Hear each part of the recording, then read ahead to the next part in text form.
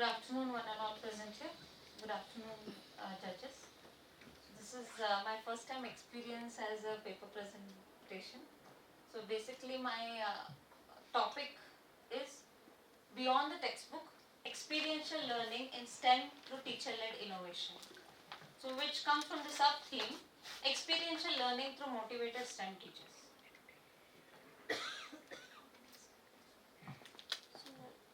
Let's come up with some, storytelling is also a part of teaching.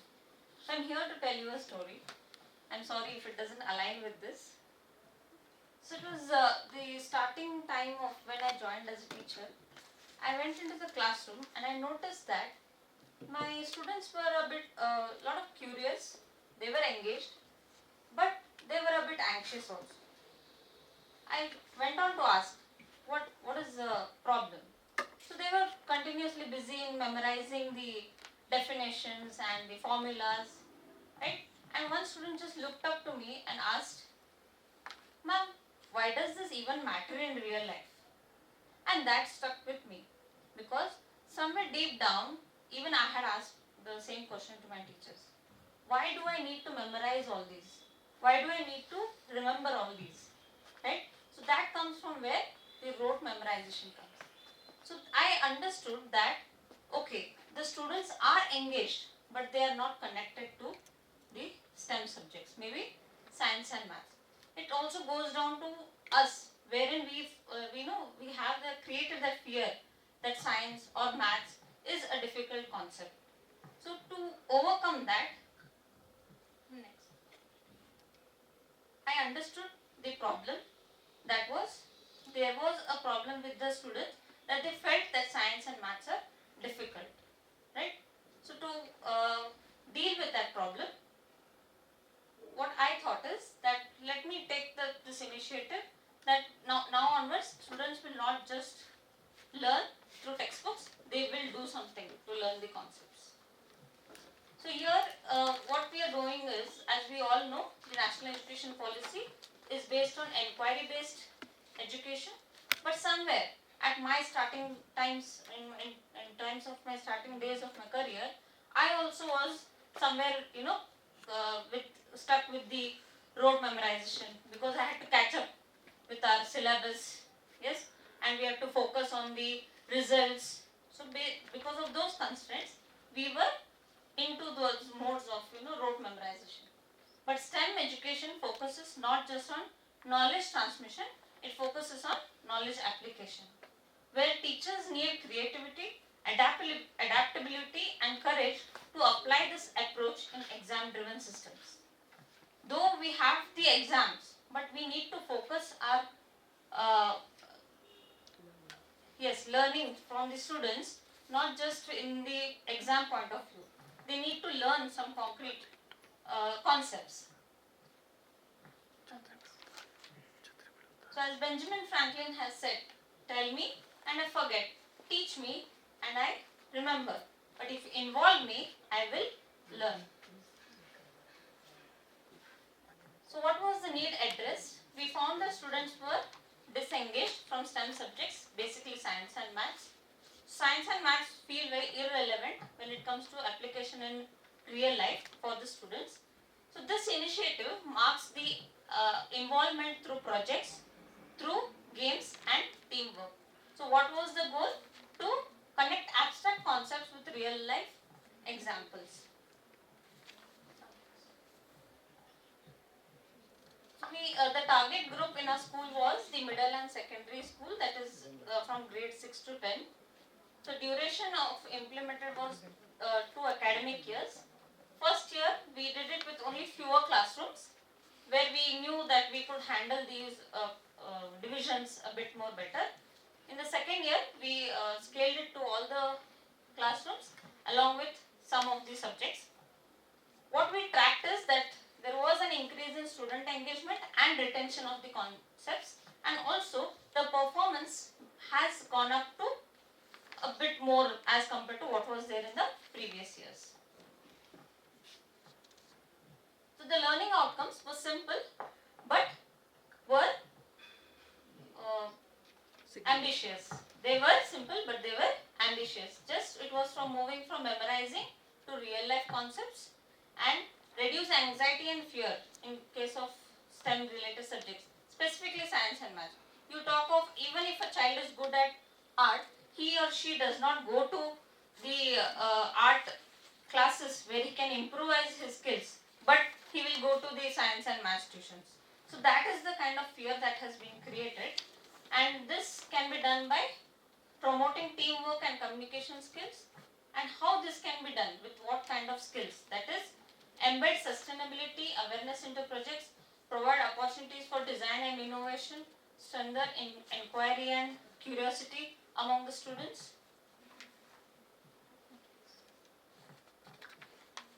So here the role of teachers is experienced designers, not just as teachers. How? Through these kind of examples that we have done in our school. If we talk of the brain hack activity, that is this. So we know that class 10 has this concept of control and coordination, where they learn the concept of brain, and it is a quite complicated topic wherein they have to remember all the parts, and it's difficult to imagine for the students where is which part located exactly inside our brain. So here comes this brain hack. Just I provide the template to the students. They have to cut the template, stick it, wear it on the heads. The other child can see where is which part. So it's quite connecting to them. Otherwise it becomes just an imaginary thing, where is which part of the brain located. So one was that, wherein the students enjoyed this activity a lot. Plus we had this PowerPoint presentation which is done by the students. They are demonstrating uh, the budding through dance. Like if you know, a bud outgrows. So they come out with the bud detaches from the parent body. I hope I am connecting. Biology teachers may know it. So if the bud comes out from the parent body, it moves. So one child is enacting like a parrot, the other is enacting like a bud. And this is the dog and bone activity, wherein anybody knows here what is dog and bone? You call out numbers and they come and they have to pick up the kerchief, no? Yes. Yes, ma'am. Thank you. We have two teams. Each team assigns themselves numbers. But here what is the twist is, they assign cell organelle name and they assign function of the cell organelle. Very good. And me as a referee, I will announce the another name of the cell organelle. Like now nucleus has nucleus and powerhouse of the cell. Right? It is mitochondria. Yes, mitochondria and or nucleus as the control center of the cell. Right? So if I am going to say nucleus, they have kept the name control center and relevant is the function. So from both the team they come, they enjoy the game and they move to their teams. Right? So that is one of them. Next. This was a very interesting activity. Actually, I started it at the back end, like from 10th, I shifted to 9th, then to the 8th. So that I get a grip of how I can implement these to a higher level, then go back to the lower level. So this was a very interesting activity which the students of the 8th standard did, wherein they did a survey of the farmers. Right? So here, ma'am, I have presented to you yes. So wherein the students went to the farmer, I had prepared like how we have got this template to do this presentation. I had prepared a template which was given to the students and they had to go by that. Right? First they have to note the area where they are living, go to the nearest farm possible, visit that farm, talk to the farmer because they have crop production lesson. So when it came to only explaining crop production, it was like very dry because they don't connect with the farming practices. Because rarely do they have their parents or anybody in their houses doing that profession, right? So they do not connect with it. But when they went with their friends to the farms, it was a kind of a picnic for them. Along with that, they also learned, right? And they were able to connect with the farmer, saying that, okay, he or she is taking so much efforts to give us the food that we are eating. Yes. So when they interviewed, it was left open to them. Like if I am a person who likes to watch videos, or I am having the skill of digital literacy more, I can present it through a video, or I can present it through a paper presentation, or I can present it through a chart paper presentation. It was left to them as to how they can present this. So this was beautifully done. Along with that, we also have model making, right? So we all science teachers are very much aware with this model making, and then role play. So if you know the chapter of conservation, right? Again, a very dry subject. There is a wildlife sanctuary, there is a national park. It becomes somewhat like the social science. So again, they get disconnected with the science. And because biology, though they connect to real life, but they find it difficult to remember the terminology. So here what they enacted is that the students are going in a bus to a national park. One of them is behaving like the guide of the national park and trying to show them, okay, this is here, you're not supposed to do so and so activities in the national park, right? So that way they were able to complete the entire lesson. So it was done group wise. So all were given a small topic. Then I do not have the photographs, but a relay race was conducted to learn uniform and non-uniform motion. In a sense, I have 4 teams. In a team, I have 4 members.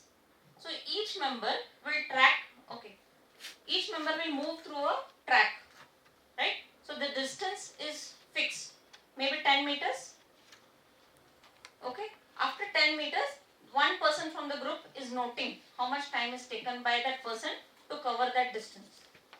Then I made a twist to it by saying, okay, one person is walking, second person will run, third person will hop, fourth person will do some other activity to cover the same distance. So here you're getting how you can also plot it in the form of graph, right? So uniform and non-uniform motion. So they're learning it by themselves, right? Maybe there are some slow learners or somebody who has not got the concept, but when they did it in the group, they were explaining to each other, right? Arey, you walked like this, so we lost, or you did it like this, so we were slow, right? And then together they plotted the graph for both uniform and non-uniform motion. So this is a video of, can you play it now? It's not playing. Of the same game, that is the dog and the bone. So if we talk of the methodology, here it follows the Kolb cycle of experiential learning, where we have a concrete experience which is observed, or we have reflection on that, and then abstract conceptualization from the experiences, and then we experiment it or apply it to the real life. So all these activities were deliberately tied to specific topics with the STEM curriculum, ensuring relevance and continuity with prescribed learning goals. So all the activities that we have done over here were done keeping in mind one thing. Students will not only learn, they will do it. Right? Next. So what evidence we found here is there was a 25% increase in the improvement. Right? May not be exactly in terms of grades, but there was response to the questions, right, based on 25%. And retention part. Like if I tell my students now, okay, come let's play dog and the bone activity with cell organelles, they're immediately ready with it. But if I ask them questions, okay, tell me which is it becomes much more, it's like becoming the normal thing. But on that, they're learning through them. So these things I do it like revision. This game, we do it like in the time of revision also. And highest level of engagement, right? All the students, all categories of students get engaged and involved in this. So after all these, we found that students felt the STEM subjects more or less intimidating and more enjoyable. So how was this innovative yet simple? Because it was game based and cross-disciplinary. The crop production activity, we integrated it with the English teachers, wherein they checked the interview as their subject enrichment activity. So time constraint also was addressed over here. Here teacher as a innovator. Right? For this is we did not need much complicated lab systems or any setups. The major reason for these things to happen was the innovation of the teacher, right? Then student-centered engagement. As you could see, all the activities, the students were completely involved. The role of the teacher was just as a facilitator, whereas the students became actors, became you can say game players, they became interviewers, right? So the teacher was just at the back end, which is required now in case of 21st century. So here inclusivity, as I said, all diverse group, be it all types of learners, kinesthetics, lingual, all learners were catered through these, most of them. Then gender balance, usually when we do certain activities, we are considered, okay, tech part you don't do, we will do it. No, it was not done like that. Even the girls were doing the tech part, even the boys were doing the tech part. Or be it interviewing the farmer, talking to the farmer, also was done by both the genders. Then broadening of participation. So the students who had previously been disengaged from STEM began to identify themselves as capable contributors. So it became like an entry point for the students who were shy, right, to express themselves or just to play the game. So through that they could grasp the concept a bit at least. Next. So scalability and replicability. This it's very much scalable and easily replicable in all the schools, because as I said, it does not require any kind of a setup or any kind of huge equipments. It is all in the hands of the teachers' ideas and innovation, for which we require teacher training and motivation to design experimental activities, administrator, like at school, ma'am has given us a bit of flexibility to do such things for which we are able to experiment, and access to basic or low cost materials. As I am a very sustainable practitioner, I do agree with these, because even the CBSE says that we need to think of sustainable practices, like ma'am's previous one.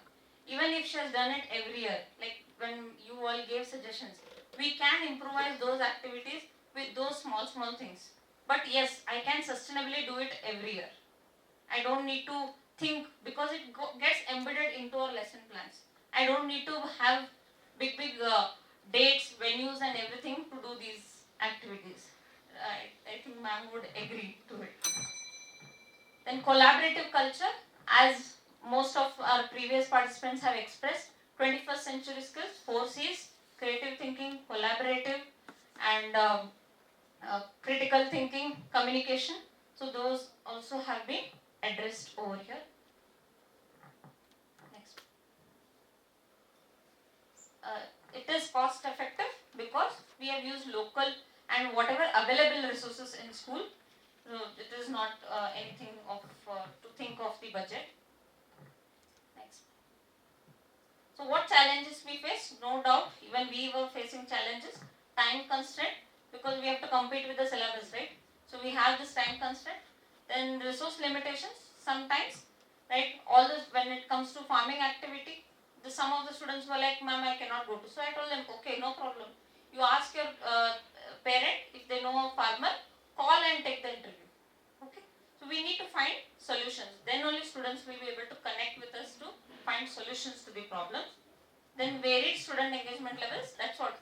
If they are not motivated to do it, how else can we make it more convenient for them to do it, so that next time they will get along with the others. Assessment becomes a bit tedious work, because I said you're getting it in different formats. You need a different rubric for different things. But I said when it gets integrated into the curriculum, that becomes a bit more of an easier task. So for future improvements, we would like to develop a repository of activity to design and streamline preparation, incorporate systematic student feedback mechanism, and also explore digital platforms to document and showcase student work. Yes. So I would like to conclude that this initiative proved that only motivated teachers can transform STEM learning without costly infrastructure. By using games, role play, projects, and lab work, it boosted conceptual understanding, confidence, and inclusivity. Overall, it shows that teacher-led experiential learning is a scalable and sustainable path to making STEM education inquiry-driven, equitable, and future-ready. That's all from me, ma'am. Thank you.